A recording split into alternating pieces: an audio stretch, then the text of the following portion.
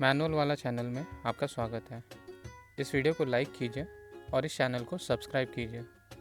इस वीडियो में हम TVS अपाचे RR 310 के कुछ सेल्फ मेंटेनेंस टिप्स पे ध्यान देंगे।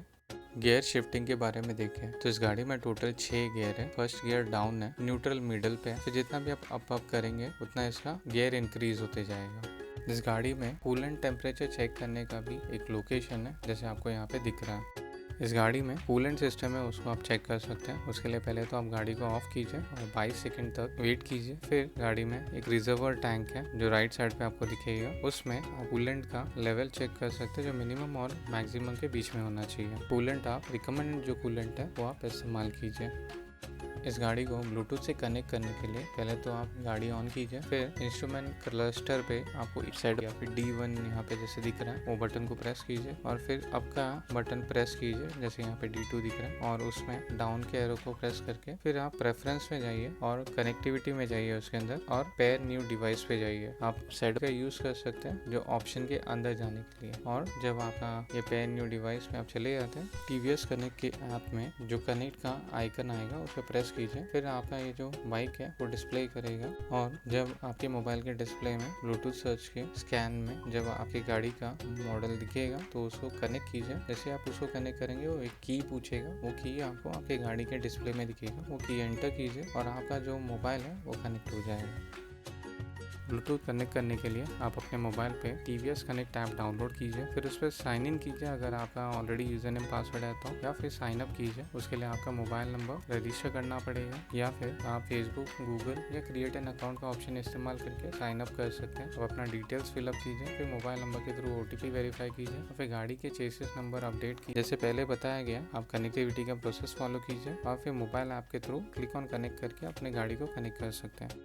इंजन ऑयल के बारे में अगर हम देखें तो जैसे यहाँ पे आपको दिख रहा है, अपर एंड लोअर के बीच में आपका इंजन ऑयल होना चाहिए, तो ये ऑयल लेवल डिपस्टिक होता है, इसमें ये मार्किंग आपको दिखेगा। इस गाड़ी में आप 10W50 का सिंथेटिक ऑयल इस्तेमाल कीजिए, या फिर जो रिकमेंडेड इंजन ऑयल है वो आप यूज़ कीजिए। और अगर आपको इंजन ऑयल ड्रेन करना है तो नीचे आप जो इसका बोल्ट ओपन कीजिए और फिर आप इंजन ऑयल ड्रेन कर सकते हैं। इस गाड़ी में क्लच का फ्री प्ले आप एडजस्ट कर सकते हैं, तो उसके लिए आप हैंडल बार में एक नट रहता है लीवर के बाजू में, तो उसको आप रोटेट कीजिए, या फिर इंजन के ऊपर एक एरिया रहता है जहाँ पे एक वायर के ऊपर नट रहता है, उस नट को आप रोटेट करके आपका जो क्लच का फ्री प्ले है उसे एडजस्ट कर सकते हैं।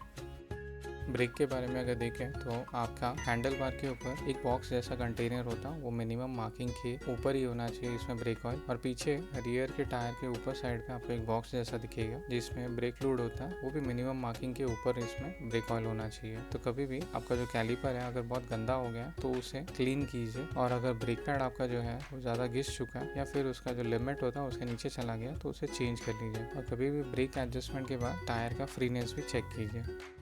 टायर के बारे में अगर देखें तो पहले तो आप टायर का कंडीशन चेक कर लीजिए, अगर ख़राब हो गया है या फिर VL लिमिट के बाहर चला गया तो इसे चेंज कर लीजिए। एयर प्रेशर टायर में चाहे आप सिंगल हो या फिर आपके साथ पिलियन हो, 32 का एयर प्रेशर मेंटेन कीजिए फ्रंट एंड रियर टायर पे। चेन के बारे में अगर हम देखें तो पहले चेन का स्लैकनेस चेक कीजिए, जिसके लिए गाड़ी को आप पहले सेंटर स्टैंड पर रखें, गाड़ी को बंद कीजिए, एक्सेल को लूज़ कीजिए, यहाँ पे जैसे नट दिखा रहे हैं दोनों साइड के नट को थोड़ा लूज़ करके फिर एडजस्ट कीजिए, और इससे आप चेन का जो स्लैकनेस या फिर अगर बहुत लूज़ हो गया चेन तो उसको एडजस्टमेंट कर सकते हैं। चेन को एवरी 500 किलोमीटर पे क्लीन करके लूप कीजिए। बैटरी के बारे में अगर हम देखें तो उसके लिए पहले आप पिलियन का सीट निकालिए, फिर उसके बाद उसमें जो टूल किट है उसे भी रिमूव कीजिए, फिर उसमें एक केबल रहेगा, उस केबल को आप रिलीज कीजिए, फिर आपका जो राइडर का सीट वो ओपन होगा। यहाँ पे आपको बैटरी का कंडीशन दिखेगा, बैटरी अगर उसके जो जॉइनिंग एरियाज होते हैं अगर बहुत रस्ट हो गया तो उसको क्लीन कर लीजिए, और बैटरी का अगर वोल्टेज चेक करना हो तो वो भी आप चेक कर सकते हैं, जो 12 वोल्ट के लेवल पे होना चाहिए। फ्यूज़ बॉक्स के बारे में अगर देखें तो ये बैटरी के बाजू में ही होता है, इसमें 6 फ्यूज़ होगा टोटल। आप पहले तो फ्यूज़ बॉक्स के कवर ओपन कीजिए, जो फ्यूज़ कूलर है उसका यूज़ करके फ्यूज़ का कंडीशन चेक कीजिए, अगर ख़राब हो गया तो चेंज कर लीजिए। इस गाड़ी में बॉक्स में जहाँ पर भी फ्यूज़ है उसका क्या यूज़ है वो भी आप यहाँ पे देख सकते हैं। स्पेयर फ्यूज़ भी वहाँ पे ही नियर बाय होगा, आप उसका भी यूज़ कर सकते हैं फ्यूज़ चेंज करने के लिए।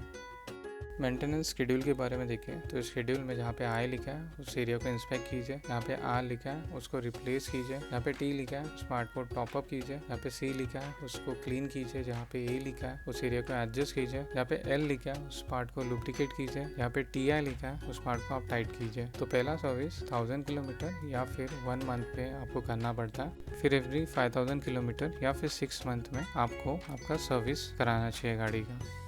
कुछ पार्ट्स हैं जिसको रेगुलर आपको चेंज कराना पड़ता है। पहले तो इंजन ऑयल को 10,000 किलोमीटर पे या फिर 12 मंथ्स पे चेंज कीजिए। एयर क्लीनर एलिमेंट को 10,000 किलोमीटर या फिर 12 मंथ्स पे चेंज कीजिए। स्पार्क प्लग एवरी 20,000 किलोमीटर या 24 मंथ्स में चेंज कीजिए। फ्रंट फोक ऑयल को 20,000 किलोमीटर या फिर 24 मंथ्स में चेंज कीजिए। फ्रंट एंड रियर के ब्रेक फ्लूइड को भी 10,000 किलोमीटर या 12 मंथ्स में चेंज कीजिए। फ्यूल फिल्टर उसे 20,000 किलोमीटर या फिर 24 मंथ्स में चेंज कीजिए। कूलेंट और उसके होस और ओरिंग को 30,000 किलोमीटर या 3 ईयर्स में चेंज कीजिए।